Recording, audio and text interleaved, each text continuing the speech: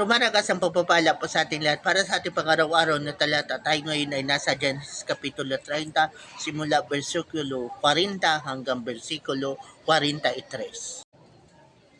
Ibinangkod niya ang mga hayop na tagpian at itim na sakawan ni Laban upang ang mga ito ang laging natasanaw ng mga tupang puti habang nanginginain.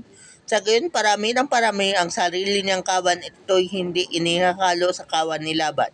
Ang batik-batik na sanga ng kahoy ang nilalagay lamang ni Jacob sa painuman kung malulusog ang nahayop ang nag-aasawahan. Ngunit hindi niya ito ginagawa kung ang mga hayop ay nag-aasawan ay hindi malulusog.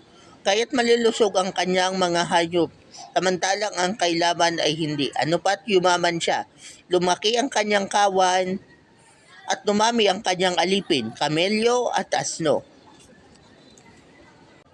So yun na nga po, nagawa na ni Jacob na kontrahin yung pangluloko ni Laban at umayon ang lahat kay Jacob.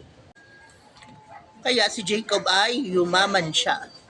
So pinapaalala po sa passage na ito na kung gusto mo ring yumaman, huwag kang umasa sa sugal o sa luto o sa kung ano pa man yan. Umasa ka na pagkasosyo mo ang Diyos, ibibigay ng Diyos sa iyo ang ideyang kailangan